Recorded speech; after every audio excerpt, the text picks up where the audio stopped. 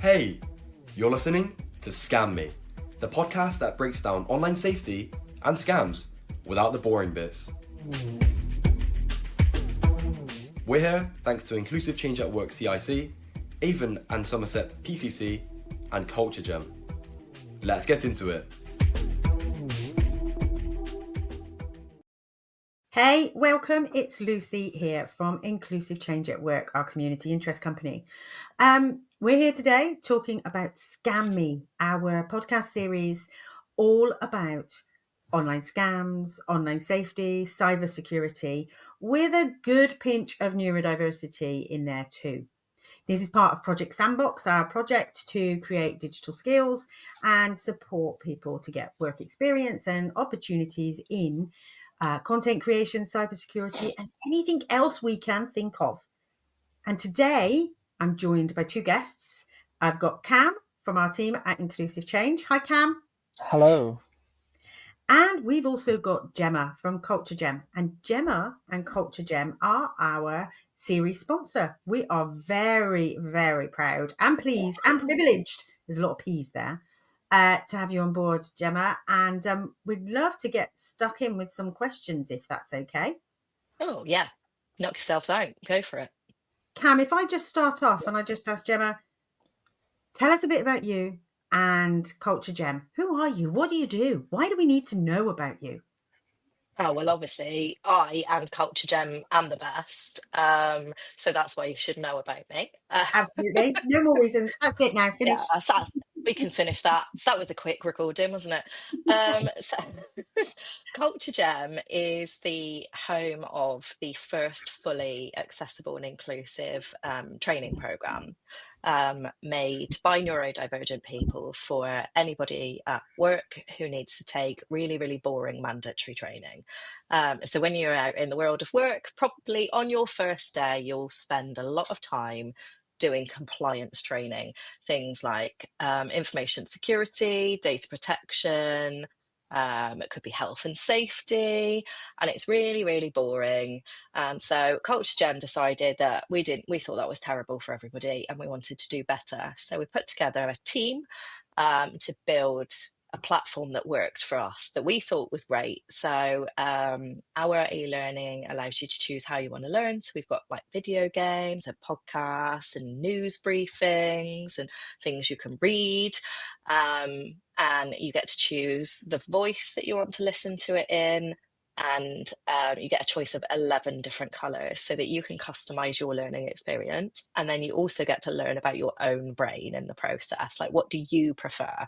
And we've all been through school and had terrible experiences of not being able to, not understanding, or it just not going in, or just needing something a little bit different. And then we go out into the world of work and we still don't get the choice to know about, or the chance to know about how we best digest things.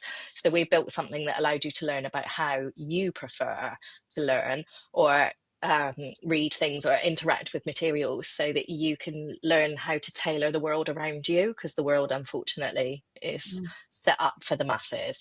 So that's Culture Gem. And and I'm Jemma, and I founded the company. So we've been going for quite a while now. And yeah, I used to teach people with learning difficulties life skills. Yeah. And I would take quite a lot of effort doing learning plans, and I really wanted to make sure that everybody had a learning plan that worked for them. So I'd spend a lot of time getting to know the people in my class, and then writing a lesson plan based on them. Thankfully, I only had 6 people in my class, but it was still really, really difficult teaching 6 people in 6 different ways in 1 hour. So that kind of led me down an understanding of how people's brains work, and why it's important to tailor how you teach them. And then I went into marketing because unfortunately teaching doesn't pay very much, and I needed money. So I went into marketing. I did something called direct response marketing, which is effectively I show you some shoes and you buy some shoes. So I I tell you what to do and you do what I tell you to do. So it's influencing your behavior and your habits in the moment. So that's why it's called direct response. Is I do something and you react. Yeah. So it's so I was quite good at getting people to buy shoes. Um, and then my marketing career took me accidentally into cyber, where I was asked to organise an event for 200 cyber people. Um, During this event, there was a global cyber attack called WannaCry. Oh, I Um, remember. Yes. Yes, so this was in June 2017, a really, really long time ago now. So I was in a room. Remember, I'm a marketing person and I don't know Yep. anything about cyber at this point. It's someone else's problem. I don't have to care about that. So I was in a room with 200 of the best cyber people in the world that had all flown in for this conference as the biggest global cyber attack hit that like that I ever Yeah. knew about. I mean, there were probably ones before, but I didn't know about those. So I was in a room with these people as they were trying to solve WannaCry, which was an incredible experience. As a non-cyber person, I think I'm the only person that can say I was in this room, and didn't know what was going on, but I saw all these people really care about it. Now, if you remember WannaCry, and probably some of your listeners don't remember No, tell us a bit WannaCry, about it. Explain what it was. so it was, I guess in the easiest way to explain it was caused by we all get these notifications on our phones saying like an update needs to be installed, or on your Yeah. computer an update needs to be installed, and it kind of interrupts your flow of what you're doing. So like some phones are really good at saying like we're going to do this while you're asleep, Yeah. and then you wake Yeah. up in the morning and Update everything's overnight. fine. Yeah. Yeah.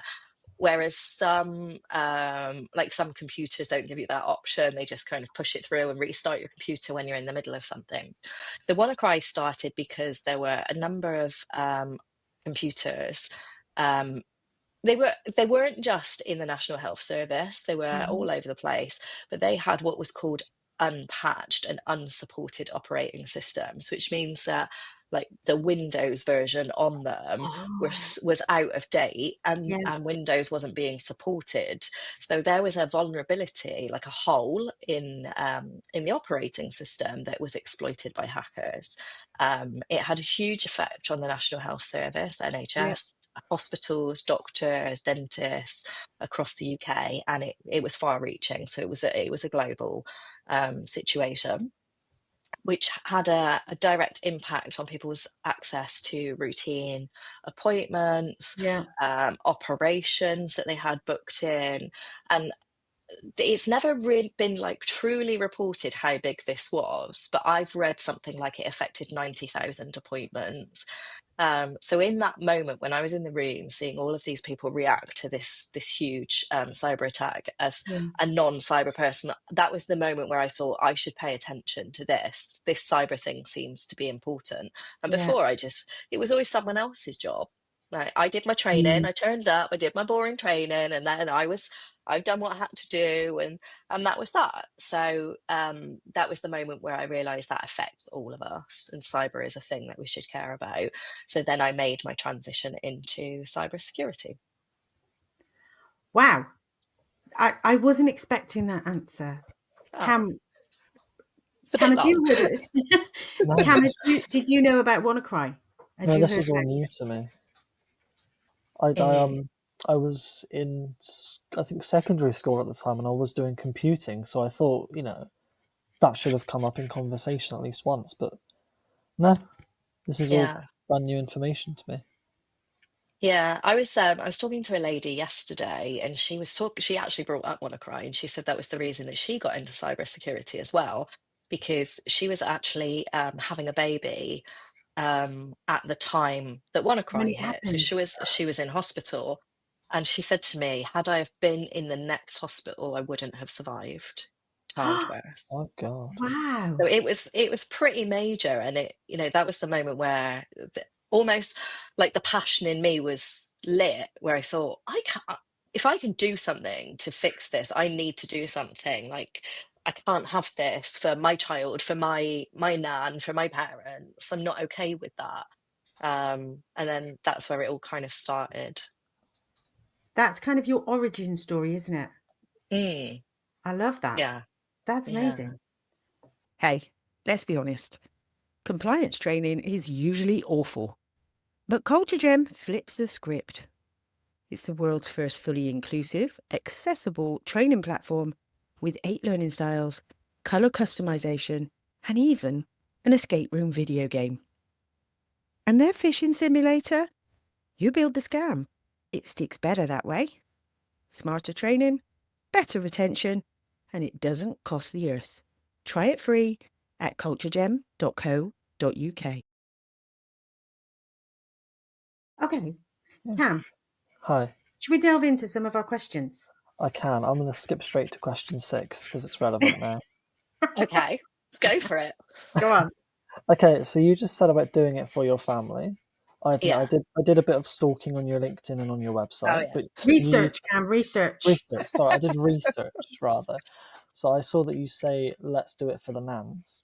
Yeah. I love that, Yeah. but could you go into more detail about what it means for you, as well as Yes. just in general, I suppose? Yeah. So what you did is what we call in cyber something called open source intelligence. So stalking or research, but where you Mhm. find out Open source from intelligence. the open internet Yeah. something about people. So that could be you look on their Facebook, Instagram, LinkedIn, Google them. So yeah, they've learned a new cyber term now. Open source Thank you. intelligence is what you did. OSINT. OSINT. Yes, Yeah. that's what they call in cyber. We love an acronym, which is Yes. partly why I do it for my nan, because my nan has no idea about any of that. Yeah, what's OSINT? So What's that? A nail polish? I don't know. yeah, she wouldn't know. So my nan is the most important person to me in the entire world. I love her. I want her to be proud of me. I don't ever want her to be disappointed, and I want to look after her because without my nan, I don't think I would be where I am today. You know, like she used to buy all my school uniform, and I'd go and stay there at school holidays. So I love my nan, and I still go and visit her. I visit her every week. Mm. So my nan, whilst my nan is not internet connected, she is still a target for scams, and she gets a lot of telephone scams, like on her landline phone. She has one with the coil, like she doesn't even have a Oh, cordless phone. wowzers. Yeah, and I did buy it for her. So this sounds quite childlike, but my granddad, before he died, he had dementia, and my nan had an accident where she fell over and she hit her head and she was unconscious. And my granddad didn't know how to use the phone because he'd never had to use the phone, and so he didn't know how to call an ambulance, and he didn't know how to contact anyone. So he had to wait for her to come round and say and tell him how to use the How to phone, do it. like yeah. Wow. And so I bought her a phone where there's photos of people. So she I know just the one. needs, yeah, so she just Yeah. presses my face and it calls Yeah. me. Or there's like a picture of an ambulance and she presses that. Like she can use the phone. But yeah, that's Yeah. how archaic my nan's technology is that she's got a phone that's plugged into the wall and it's got a coil and you press a button with my face on and it calls me. Yeah. So my nan, people do try and scam her quite a lot. They will call her. She hates Amazon because like her grandkids and her children order things like when she says, "Oh, my kettle's broken" or whatever it is. We just go on Amazon.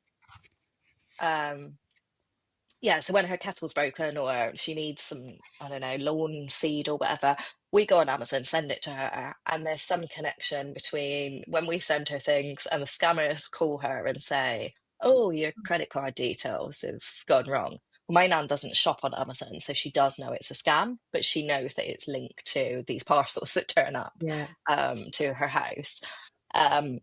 So I want to protect my nan, so I educate my nan as much as I possibly can on the scams that are going round. And I guess when I speak to my nan, because she doesn't understand OSINT, or like she knows that there are hackers, she knows that people are trying to commit fraud, but until she started talking to me about it, she wasn't getting the information that she needed to protect herself. So I think she reads the Daily Mail. And so there's a lot of what we As call you in do. cyber, yeah.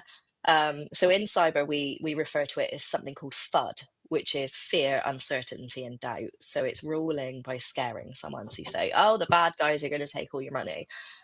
But when you do that, you don't teach someone how to protect themselves. You just scare them, and then they become almost unsituationally aware. They Yeah. don't know how to handle it. They just know it's scary, and that happens way too much in the world of cybersecurity. So my nan was reading the Daily Mail. She was reading or watching the lunchtime news. She had a parish newsletter that was coming through the door. So she was aware of scams, but she didn't know the practical things. So now something happens and she rings me and she says, Gemma, should I care about this? Is that a thing that should be bothering me? What do I do? And so I love that she asked that question, because now I've got a little cyber savvy nan. But what she then does is she goes down the hairdressers or the doctors and she sits and chats to all her mates and she's like, our Gemma says. um, and I don't know if she actually knows, but she's having that conversation. She keeps talking about it. She talks about it to her friends. Perfect. And maybe she's bragging. Maybe she's like, my granddaughter is smarter than your granddaughter. I don't know. But Obviously. whatever her motive is, she's telling all these little old ladies about things that they should be concerned about and how to protect themselves. So when I say, let's do it for the nans, what I mean is, I'll tell my nan, she's going to tell your nan, and then that all filters down in a way that everybody understands. And so by protecting my nan, I'm protecting your sisters, your brothers, your mum, your That kids, is your amazing. grandparents. So that's my thing, is I love my nan, so I do it for her, but it has a drip feed effect. It all trickles down and then She's, people become more aware. she's pretty much the real, in real life, the IRL influencer. Yeah. The Yeah. So you're IRL giving her the influencer. information and she's like the IRL nanfluencer. She's well, she would have no idea what that is, but I am going to tell her when I take her lunch on the Yeah. weekend that she's Yeah. an influencer. Yeah. I mean, she's pretty cool. She dresses better than I do. I know that my nan definitely needs stuff like that. She's had about 12 Facebook accounts in the past few years. Oh And dear. it's, yeah. Oh my goodness. She And never gets hacked, but like people just use the information. It's like, oh, I've made a new account. I was like, no, you didn't. So yeah, the information. So she thinks she's made a new account. I think so, yeah. Do you know, so it's my mum's cousin sent me a friend request on Facebook the other day, and I sent a screenshot of it to her, and I said, It's well, I knew it wasn't her because the Yeah. name, like I know what I'm looking for. yeah. So it had her name as the Facebook profile, but then on the link, like the URL, the web address, it had a different person's name. So I said to her, someone's pretending to be you. Yeah. And she's like, what do you mean? What do you mean? And I said, you need to contact everybody because your friends are like, I can Clicking on that now. see that I've got mutual connections with these people, this person, because all of your friends are now connecting. They think that you've got another Facebook account. So then she had to contact everybody that she was friends with on Facebook and Yeah. say, that's not me. But yeah, so I'm lucky I know what I'm looking for and I can spot those things. But she just thought it was really funny. She gets scammed all the time. She's always clicking on Oh, things. Oh, I'm just going to fill out this survey and get a £500 voucher. but you're not. And it's the other ones, things like what's your dog's name, what's your favorite Oh yeah. color, what's your date of birth, Mhm. and that's trying to get all that information so they get your passwords so they can work Yeah. out what your password might be. Yeah. Am I wrong? Am I right in that? I think Yeah, no, that's exactly what they do.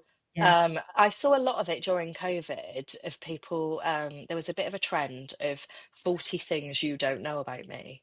And so Yeah. people were like going, and they were this great big long list of information, like what their favorite food was, what their first car was.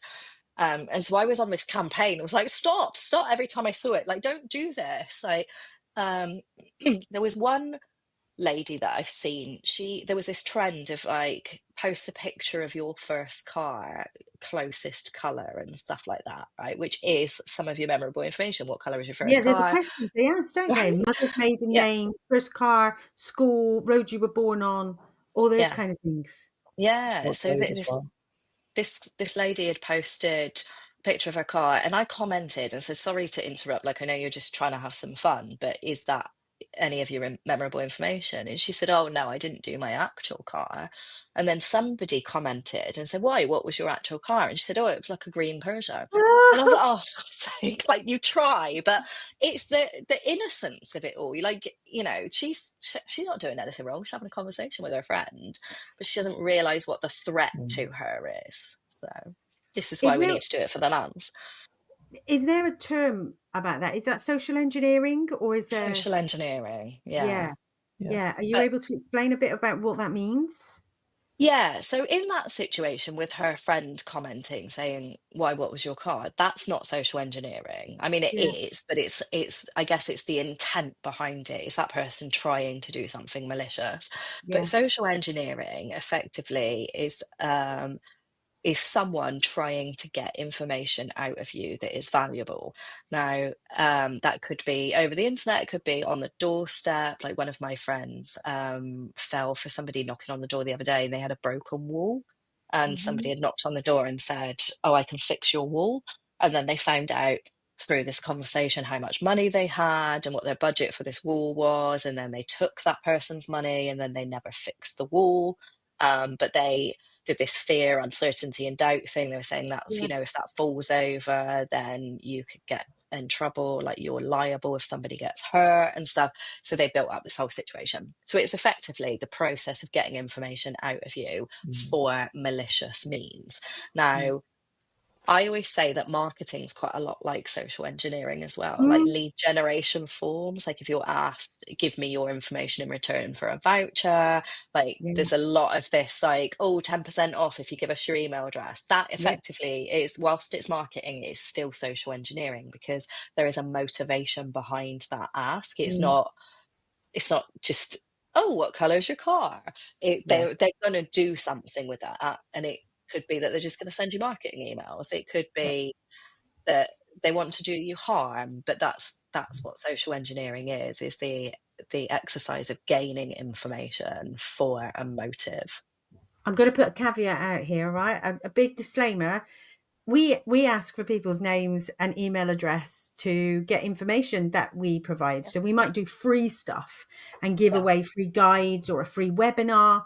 We ask for somebody's email address. Sometimes we'll ask for their phone number, but the reason we ask for a phone number is to say, send them a text to say, check your spam, because we've probably sent you the login details and it's in your spam.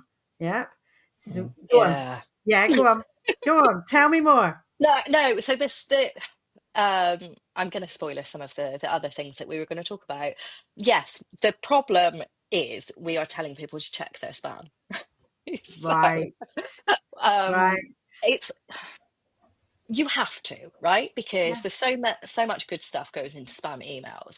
But when I talk about what I do in cyber, in terms of what, like, my mission is and doing it for the Nans, is to help you protect yourself.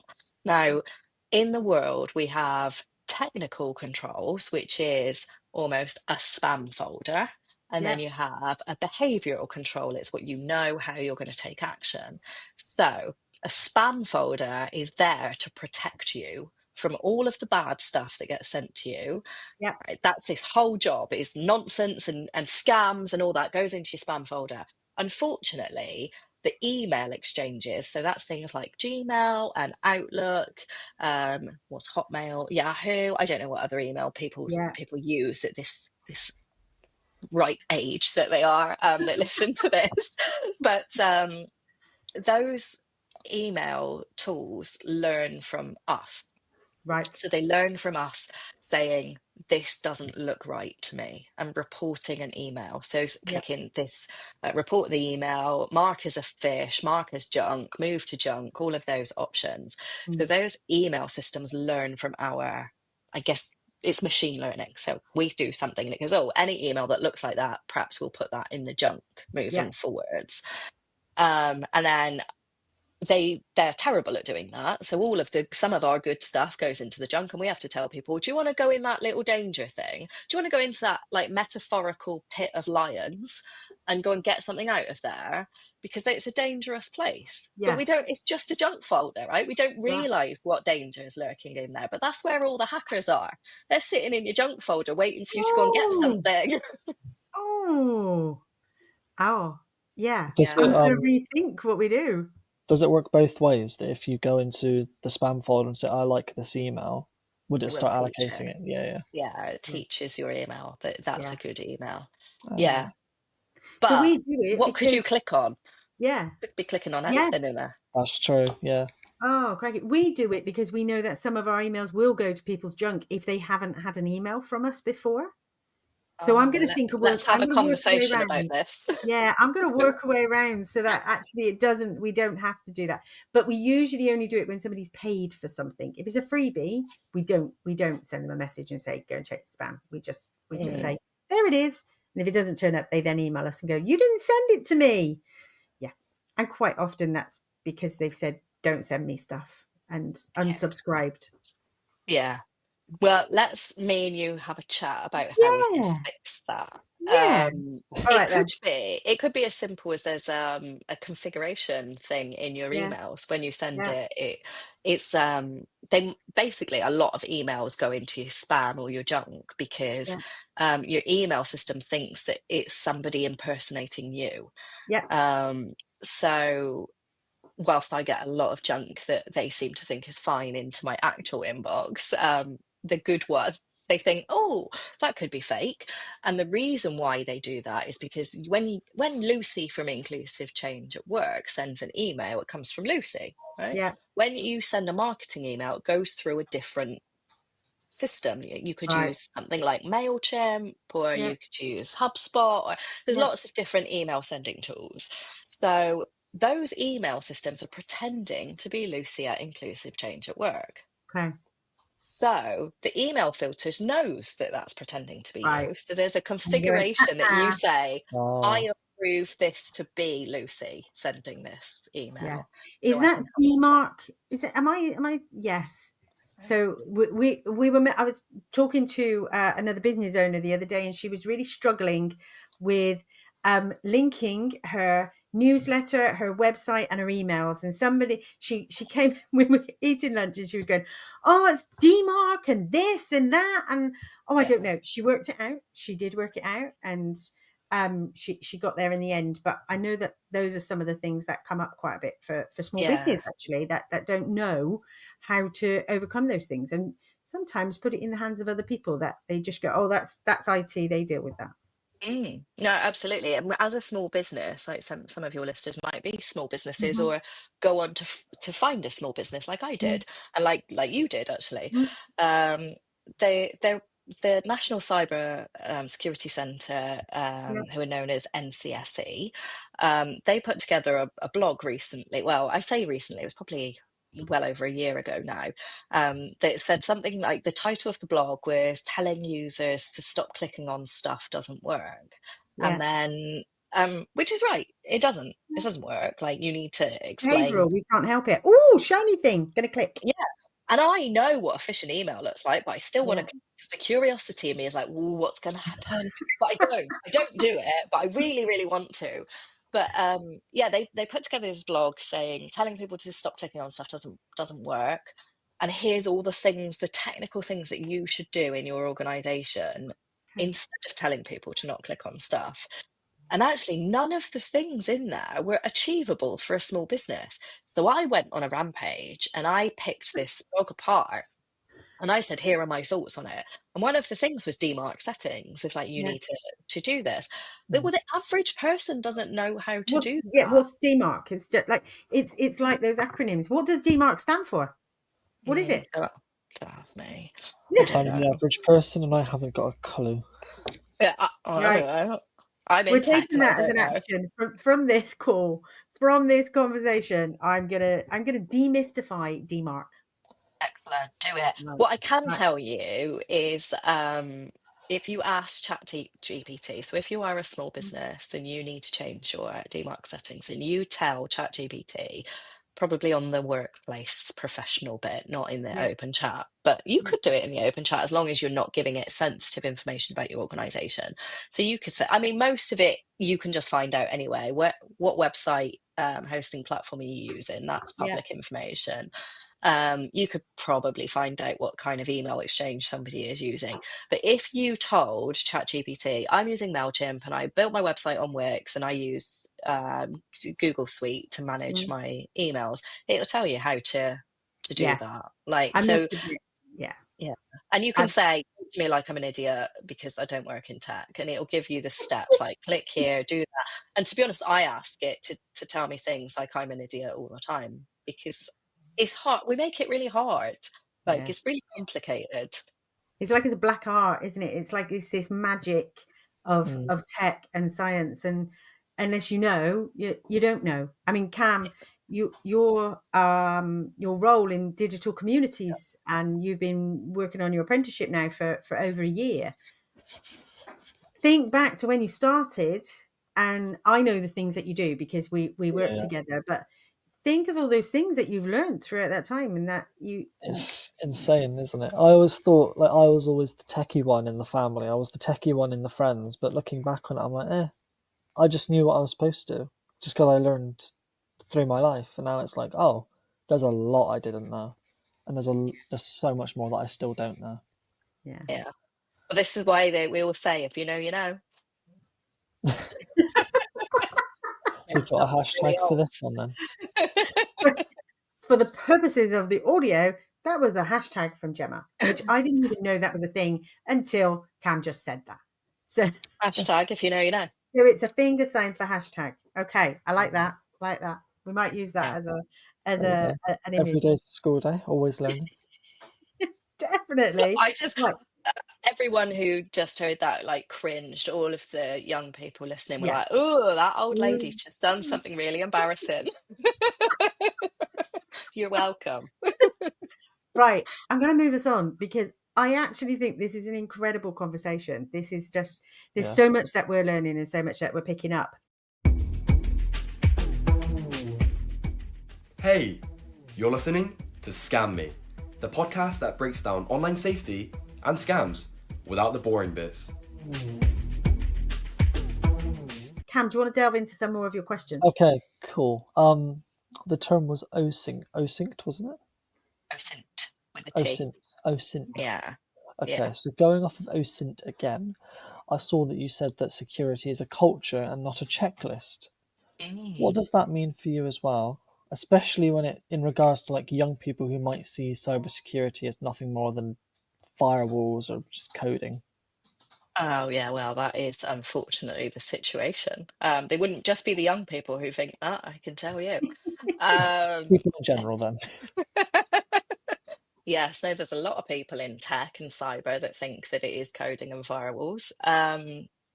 So I'm going to try and keep it really succinct, which, as you've noticed from the last half an hour, I'm really bad at doing that. So I'll do my best to explain We're why I cool. think, Either way, there's editing. We okay, can make 2 episodes out of this one. We oh might make yeah, 3. okay, Who knows? let's do it. Let's do it. So there cyber incidents. There's a lot of stats around that say that there's a percentage of cyber incidents caused by humans, human Yeah, error, human. mistakes. And so I think it was in 2019 they said 87% of cyber incidents are caused by humans.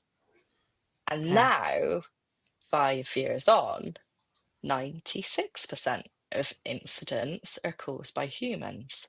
And it could be that they've received an email and they've clicked on something, they've let somebody into a building that shouldn't be there. And it's basic human decency that causes these things. It's not that we're bad people, it's that we're actually too good. And we don't want to challenge situations. And if somebody sends us an email saying, Mm, I need your help, or do this really quickly, we do it because we're stressed yeah. and we're like everybody's really busy and stressed and trying to do a good job and keep their nans happy so that the nans aren't disappointed and all that sort of stuff. So yeah, the human side of incidents is not necessarily because we're we're trying to do something wrong. Now, I was having a conversation with someone yesterday about something called insider threat, and there's Mhm. motivations behind insider threat. So it's somebody who works for you or is in your circle of trust if you're not at work. So this could be in your house even, that has is doing something that causes a risk to the environment that you're in. Yeah. So it could be that they're stealing information from you, or or it could be that they've clicked on something. So what is the threat profile of the surroundings that you're in? And this again, those are people. The insider threats, they're Yeah. not necessarily holes in your operation rating system. Yeah. Because you tend to have to let someone in, right? You have to open your front door or leave a door unlocked or whatever it is. Yeah. So that's kind of the human side of it. What we don't think about with insider threat ever, and it really annoys me, is that people aren't necessarily malicious. Mhm. But the classifications generally, if you talk to someone who's working in cyber about insider threat, they say you have a malicious insider or an accidental insider. So an accidental is somebody who just in their day to day has accidentally downloaded something or clicked on something. And a malicious one is somebody who wants to do you harm. So Yeah. they want to hurt you or hurt the organization. In reality, there aren't that many malicious people out there. Like, and you've probably had to do something really bad to them, or they, are doing some sort of activism and they've come to Mhm. work for you because they don't like something you're doing. There aren't that many malicious people. What there are more of these days are survivalists. And it is people who have no other choice. And it's the thing that we're not talking about in cyber, which we Wow. really should be. And the average person will sell company information for £100. It's not life-changing amounts of money, because that is you paying your electric bill. That is you having a night out. That is you feeding your children. £100 is a big amount of money to someone who needs to survive. It could be any reason why they need to survive, but we're not talking about that. So we don't look at that motivation in cyber. We look at accidental and malicious. That's super important in today's economy, Oh, in just that fear of how somebody can turn very quickly and do something that will damage your organization and cause a threat yeah, because they need to put food on the table. exactly that. Yeah. Yeah, yeah. And There's, during COVID, it was huge as well. I Sorry, think you Cam. see a lot. Sorry, I think you see a lot of it in like the gaming community or in television, because there are leaks of new games. Yeah. Like very recently, the Nintendo Switch 2 got announced, but people have been Mhm. knowing about it for months in advance because they were like there was information being thrown out. Hmm. So I think that that's very relevant. And then it's like with like the celebrity traitors. Basically, half the cast has been revealed, but Yeah. the actual traitors haven't revealed anyone because Yeah. someone in there is like, I want to make money or I need to make money. I'm going to leak the cast. Mm. So I'm it's going to put. Can I throw something in there about that though, Cam? And okay. I'll put a Go little on, bit of a challenge back to you on that one. go on. Yeah. It may be that the company wants it to be leaked and may have made that Oh, Could happen be. because they Yeah. want the publicity, and it's part and parcel of building up. Sorry to burst the bubble on that one, because they did make a but statement that seems somewhat suspicious. yeah, there is an example where it recently has happened in that kind of a thing, Strictly Come Dancing.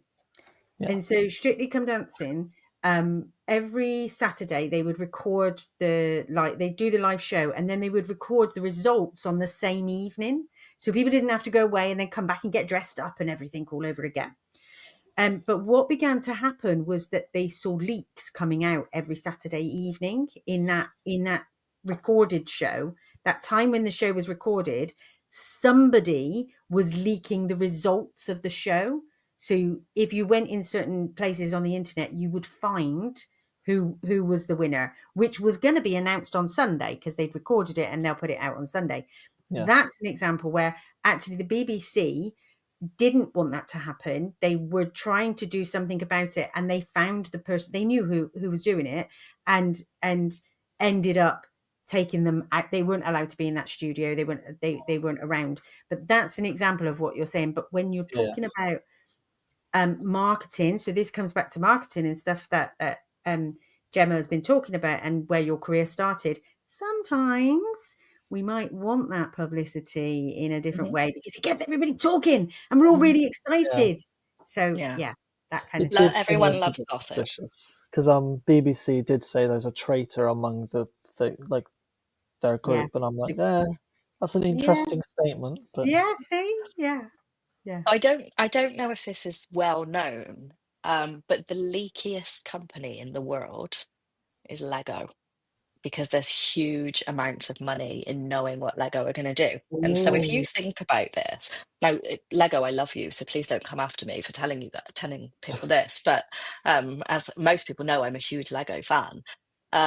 So if you consider that Lego are really, really on the ball at getting designs ready for releases of films, Yeah. and other types of oh, things. So they obviously know what films are coming through Yeah. way before, because somebody needs to design it and they need to come up with it all and test it and build it and all these Ah. Lego sets. So there is big money in getting a leak out of Lego, because you're going to know insider things from the film industry as well as knowing things about what Lego are going to release. And I've met the guy who's responsible for like basically doing threat intelligence on Lego leaks. So his job is to try and find like Reddits and things on the dark web about Lego. So hopefully, I'm not going to name him, but like, No. hopefully he doesn't lose his job. But he was telling me how bad this is as a problem, and all He his needs. job is try and find leaks in Lego.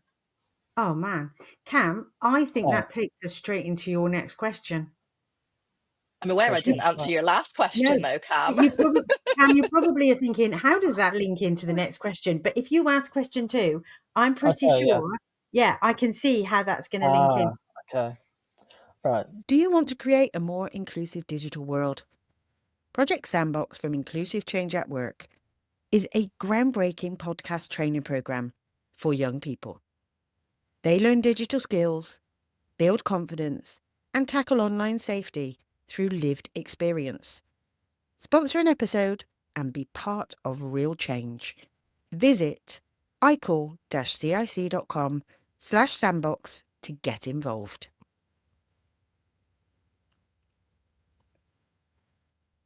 So, from your experience and your perspective, what kinds of strengths, such as hyper-focus, pattern recognition, or problem-solving skills, just an example, make neurodivergent people such a good fit for these cybersecurity roles?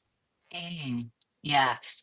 It's really interesting because like there are stats around the percentage of people that are neurodivergent in different working Yeah, situations and things industries. like that. Yeah, Now, if you look at cyber, and if you went, and I can't remember the latest numbers, but if you go and look at the cyber industry, we are highly spicy, very, very neurodivergent as an industry.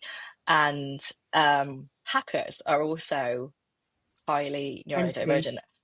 Can I just for 1 minute, maybe we'll explore this and we might use it in a different way. But yesterday I saw on the news that the Home Office, well, the government are, and I'm going to say the government, are working with private cybersecurity firms to look at how AI can predict if somebody is likely to commit a certain type of crime. And it's a bit Minority Report, is all I'm going to say. Yeah, That is happening. there's yeah, there are already lots of ways where you can predict if somebody, and I think you probably already know this, Lucy, from your Yeah, background and stuff. yeah, But yeah, people don't necessarily like when you look at somebody who's been committed of a crime on the news, or and when yeah, they interview the neighbours, they're all like, "Yeah, you look like the type." People are yeah, never like, "Oh, what a yeah, surprise!" Um, they're normally a bit strange. Thankfully, I'm never going to be a victim because I've never lit up a room anywhere. So, and because the victims have always were just lovely people and lit up a room. But Yeah. yeah, the people who commit crimes, there are lots and lots of signals. And actually, if you did an MRI scan on people who commit crimes, you can Mhm. see that there's a different thing in their brain. It's very, very interesting when you get into like the whys of people. I'm really obsessed with the Mm. psychology of why people do the things that they do. And But also AI wise, it can be I think now this is coming down to the things that they're searching on the internet, the things that if they're in the Reddits or if they're in Discord, actually you can notice patterns, particularly by somebody's use of online uh, yeah, spaces.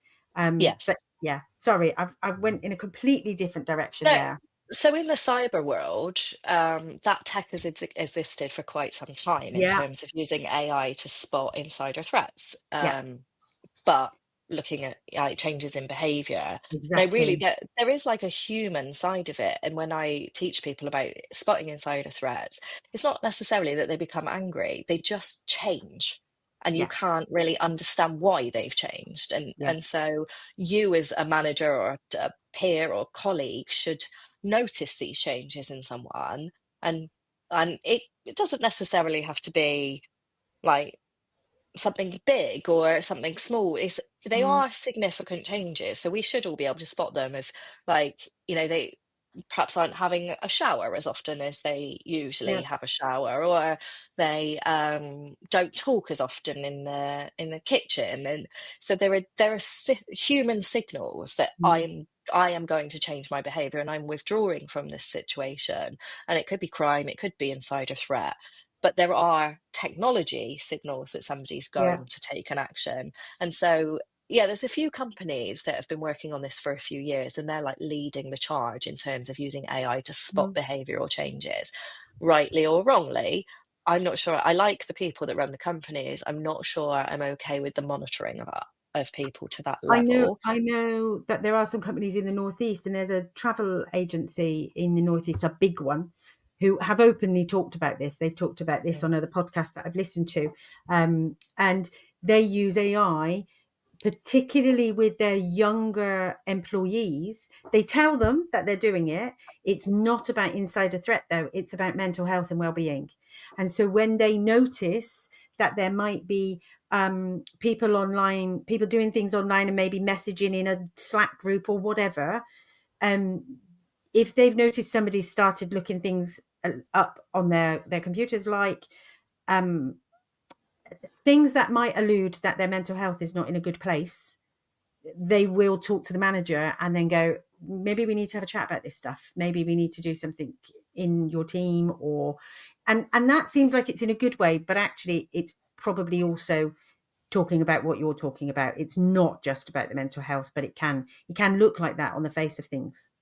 Yeah, and the reality of employment law in England, is that if you're going to monitor someone for any kind of purpose, you have to Mm. make it known that you're doing that. And Yeah, they do. so They do.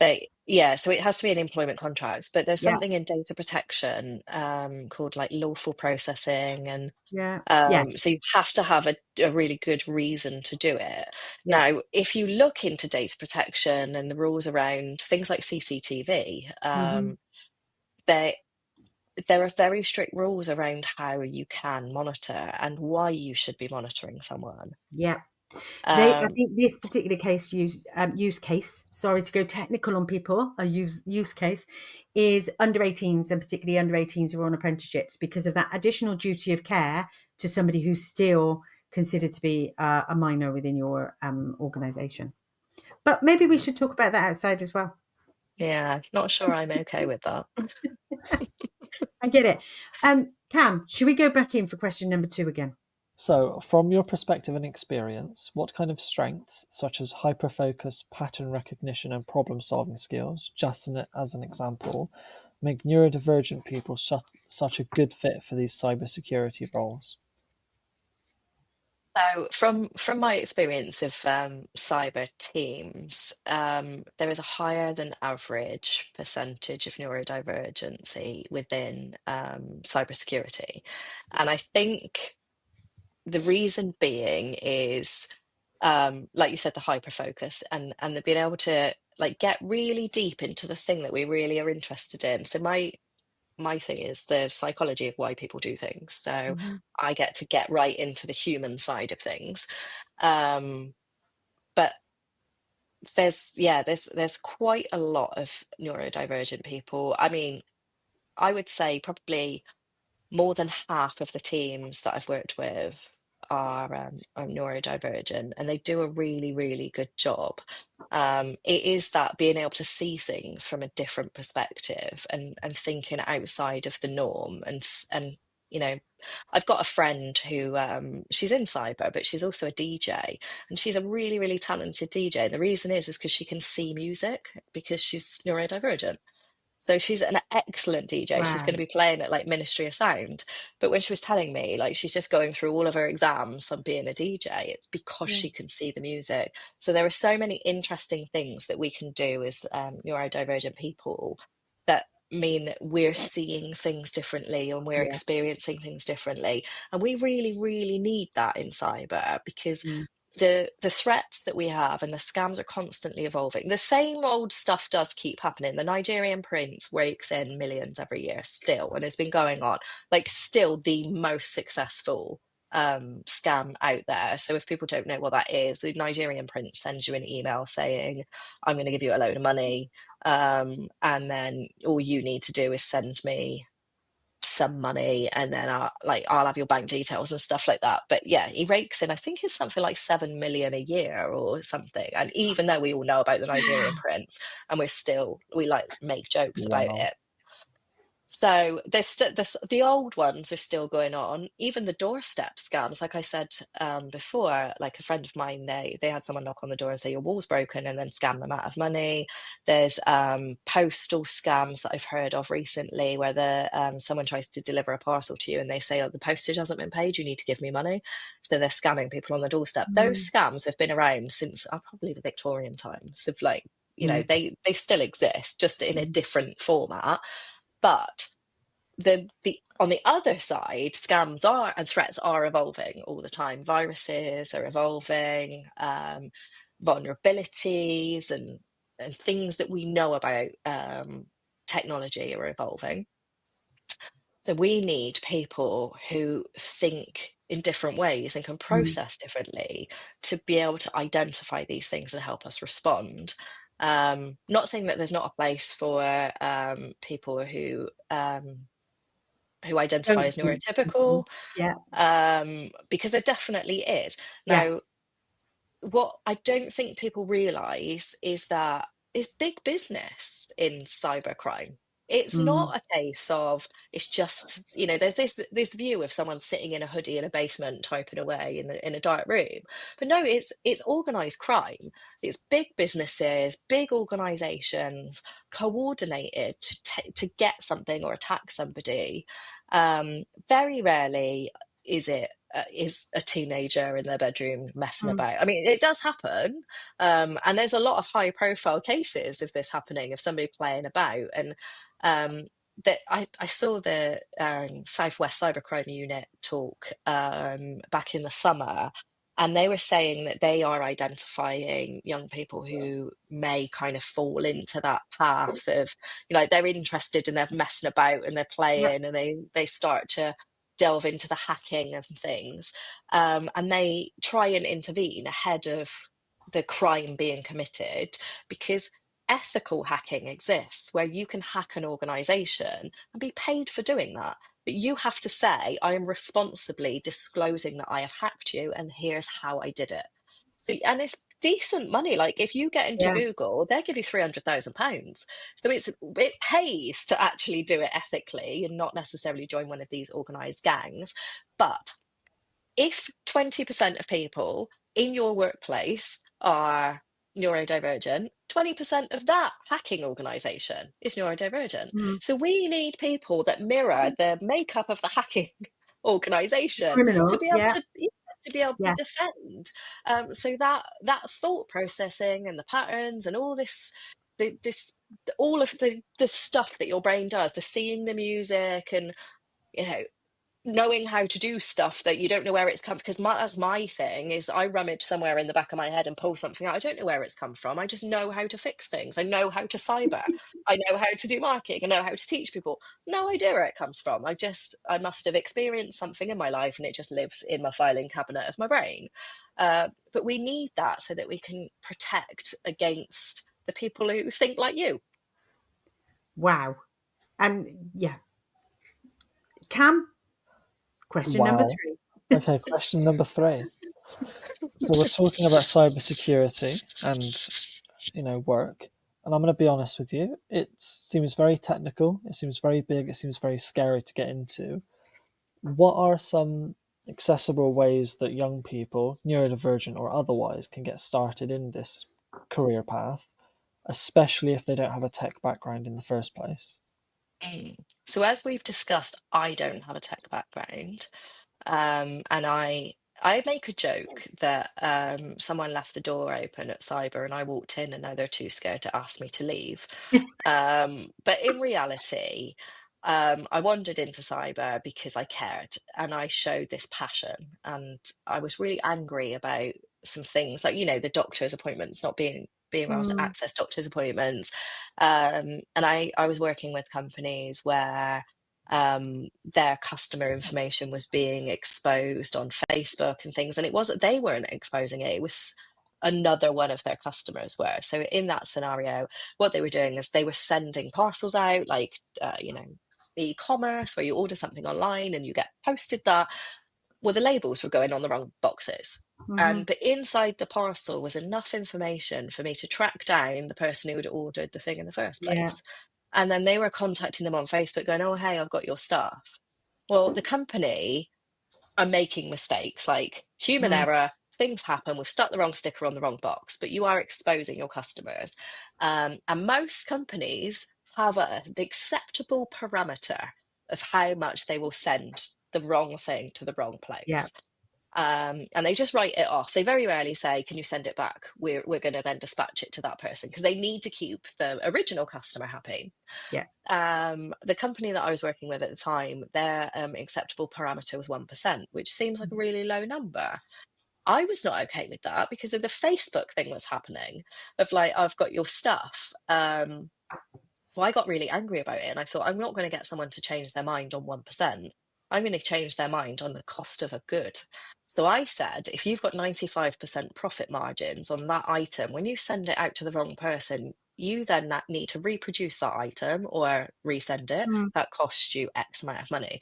You have to pay postage. You may have to do return postage of here's a stamped addressed envelope for the person to send it back. Probably don't. It took on average 3 phone calls to sort out that, and it was £5 per phone call. So your profit margin starting at 95% then plummets to 40%. That is not in any way technical. That is maths. Right. And so as a cyber person, I can then change the way that business organizes their factory by saying, no, your 1% is not 1%, that's £4 million. Are you okay with losing £4 million a month? No company is okay with losing £4 million a month. No, I'd like to make £4 million a month so that I can lose. Yeah. And not notice. Yeah. Yes. I know. So, sorry, I went off on a tangent, which I do because my brain filing cabinet did that. But yes, so there is a place for non-technical people, and there's a place for people who think differently and could do the maths to say you're losing 4 million, as opposed to, oh well, we'll just plug that thing in and jiggle some buttons and it'll all do whatever it needs to do. The reality of cyber is probably 1% is spent on non-technical things, and I'm on a mission to change that, because I don't agree, because 95% of incidents are caused by humans. So why we are we need to not think about the human stuff. why are we not spending 95% of cyber budget on human? We're not. What you're doing is buying tools and boxing with flashy lights on and AI things but actually it's the human culture that makes a real difference. So I'm all in favor of that. What people find is they're more technical than they think they are when they end up in a career in cyber. Because I kept saying, and I still to this day say I'm not technical, but I can code.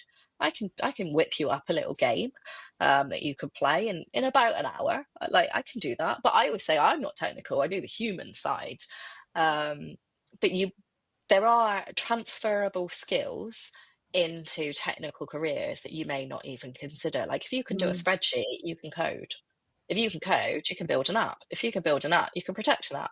There's lots of little weird connections. And if you're creative, like, we need that in the people side, yeah. because we need to be able to effectively market to people to say, don't buy the shoes. She just showed you shoes, but don't buy the shoes because those shoes are not real shoes. And so we need that creativity of thought. We need to come up with ways of communicating with people who are not technical. So we definitely need non-technical skills. But my advice to somebody getting into cyber, or somebody who might be considering that, is find the thing that you love and show that you love it.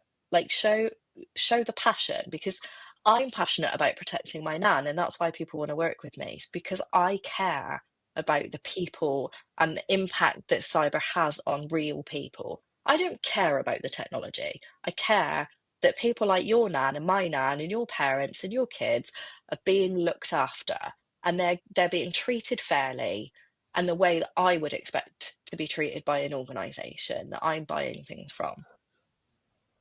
Now, how you find that is you need to spend time with people in the industry, Mm, but in a way that works for you. And I hear people say networking is crucial. I mm, agree that networking is crucial, but that doesn't necessarily mean that you have to wander yourself over to London to a cyber conference with 5,000 people there and be in that space, because yeah. y- you're not going to have a valuable conversation. What you should do is get on social media platforms like LinkedIn and make friends and ask questions, because while cyber people are mainly techie, and I can say that we're a bit weird because I am one of them. So I've never come across a cyber person when you ask them a question and said, I'm interested in a career in cyber and I'd like to know more about firewalls, or I'd like to know more about the human side of cyber. I've never met a single person that said, go away, I haven't got time for you. Because they will give you your time, because we know that we need you. We know that you're the next people that are going to come and protect my nan. So we will always do mentoring and we'll always spend the time with you, because you hear a lot in cyber Mm, that we've got a skills gap. We don't have a skills gap, because if you look at how many people are out there that have got the right skills, they're coming out your ears. What we've got is a recruitment problem. Is the expectations are so unrealistic. So you'll see a job description. Like, I encourage everyone who's listening to go and look at a cyber job description for a junior, and it'll mm. say you need 3 years experience. As a junior, you need How do you 3 get years that experience. 3 years? And that will put somebody who's neurodivergent, somebody who's Yes. autistic, and take things very literally, that would put you off right away Yeah. of setting up and Yeah. making that application, because you'll just say, well, I haven't got 3 years experience. So Not it's gonna. I'm not unrealistic. It's totally gonna. unrealistic. Yeah, women are the same. Women won't put Yeah, themselves forward yeah, for opportunities.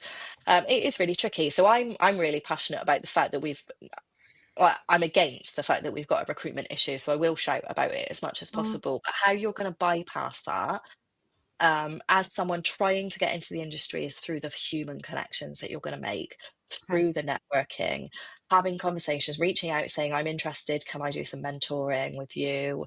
Um, or is there a course that you would recommend? And having these conversations and showing what you really care about to someone who cares about what you care about. I feel like there needs to be there. Is there a networking community out there for non-techie cyber people?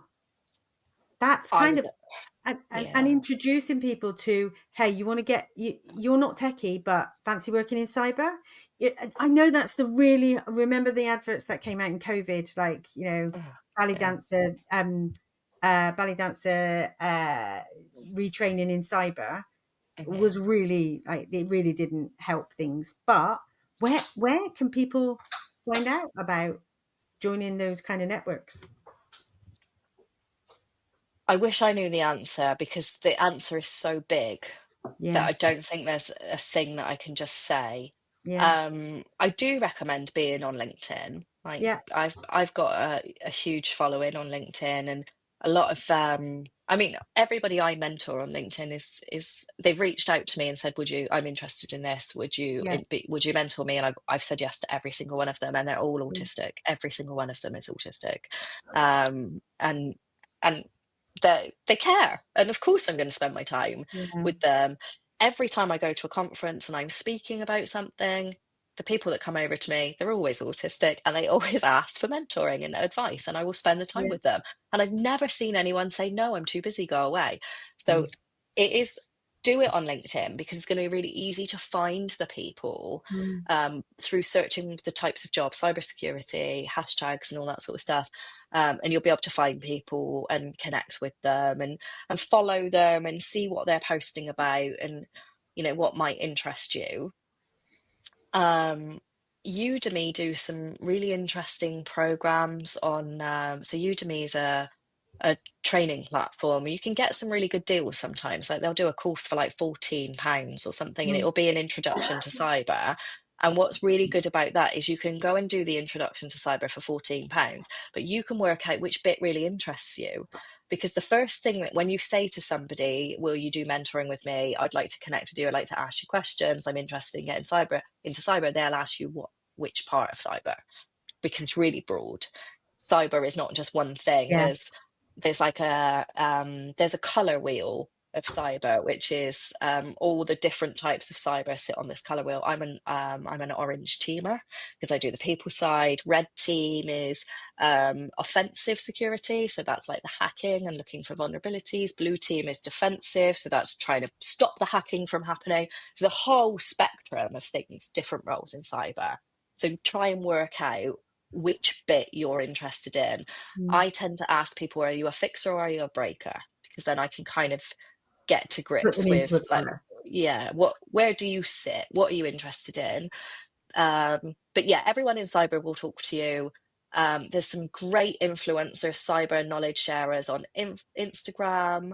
I will have to dig out the names of them, but We'll if do that. you, We'll put some stuff in the notes. Yeah. Yeah. I follow them and I get a lot of information about what's going on in the world from these cyber influencers. And they're not boring people. They're like, here's what's going on. This is why that's important. But probably a lot of their followers are going to be cyber weirdos like me that follow because they get their industry update from them. So have a look at all of those profiles to see whether they're good people for you to connect with. Because LinkedIn can be a scary place, but Instagram might be a bit more comfortable for you. There are so many different networking opportunities. There's Discord servers that you can join, so have a look around. There are meetups, to go on to meetup.com and have a look, and they're not necessarily always like face to face. That could be a virtual Summit or an thing. online, There are cyber book clubs where you can go and buy a book and read it, and then you discuss the findings with Oh, people. that's cool. There's so many opportunities for networking. So you can find the networking opportunity that works for you. And those relationships are going to be how you get round a 3 years experience, because I didn't have 3 years experience when I joined cyber. I made really great connections during WannaCry, and I showed those people what I cared about and where my passion was and how I could fix things. And then they offered me jobs because I was there and caring about it and wanting to ask questions. And it's that critical thinking and analysis that will make the difference. And when somebody's hiring, they might send you that application and say, I'd like you to apply for this job, because you've met them and you've showed them who you But are. that, right, just to explain that I'd like you to apply for this job is a hint. It's code for apply for this job. Yeah.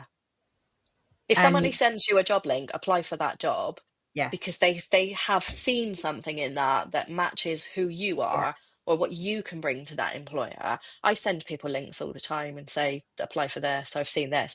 Apply if somebody sends it to you. And it's not up to you to decide whether you're good enough. It's up to them to decide if you meet the criteria. Because I am a terrible imposter, and I will always think that I'm not good enough and I won't put myself forward. And if I do, it's really awkward. So I click send and then like hide. like really quickly, because I don't want to. It's done. Dan, it's done. I can shut the laptop. It's finished. Cam That's is how I so do. nodded. Yeah. Cam, Oh my god. does that Me make in sense? Like, college. does that Yeah. resonate to you? I think back to when I was in college, or even at the beginning of this work, every time I had to text in saying I'm ill or I'll be late, I immediately shut off my phone just so I wouldn't think Yeah. about anyone replying. I had to shut off my phone, chuck it across the room, go back to it 10 minutes later. And I do the exact same thing. Like, I don't know what it is. Well, it's obviously Yeah, neurodivergent. how we're wired, but no, I'm exactly the same. Um, I don't know if this is an appropriate thing to say, but I always say when I'm talking to young people and to people trying to get into cyber, just pretend in that 5 minutes that you are an average middle-aged white man. Do what they do.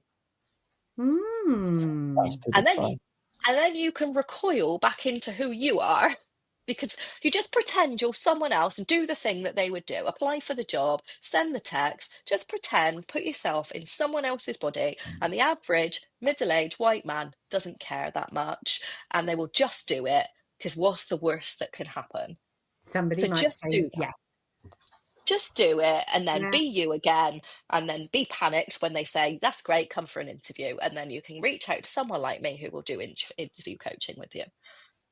Oh, Jemma, there is so much we could talk about, but I do know that we need to wrap this bit up. I'm going to say a massive thank you. There is a blooming good reason why we were so pleased to have you as our series sponsor, because literally you have just spent the past hour and more talking to us about so many different aspects of cyber, from the human connections to the tech, to language that we didn't know about perhaps, and doing it for the Nans. There cannot be a better reason than to do it for the Nans. You've got to have that purpose, that origin story, and you have got that in bucket loads. Cam, is there anything that you want to say just before we wrap up? Just a big thank you. Yeah. Yeah, Well, thank thanks for you. having me. It's very Yeah. professional. It's very I, nice. Thank you very much. I feel a little bit in awe of everything you've talked about, and I just want to share everything that you've talked about with as many people as possible, which is why we talk about Scam Me, which is why we've created this series, and it's going to make such a difference to so many people. So thank you. I'm going to wrap up, and I'm going to say goodbye from now from Inclusive Change at Work and Project Sandbox. This is Scam Me. We've been talking about online security, cybersecurity, being a nan and looking after your nan and making sure she doesn't get scammed by somebody on her telephone, even on a landline. I'm Lucy. This has been Cam and Jemma from Culture Gem. You'll hear more from Culture Gem at every single episode we do. Thank you very much and goodbye. That's a wrap on this episode of Scam Me. Brought to you by Project Sandbox from Inclusive Change at Work CIC, funded by Avon and Somerset Police and Crime Commissioner, supported by South Gloss Disability Equality Network, and sponsored by Culture Gem. Catch you next time, and stay safe out there.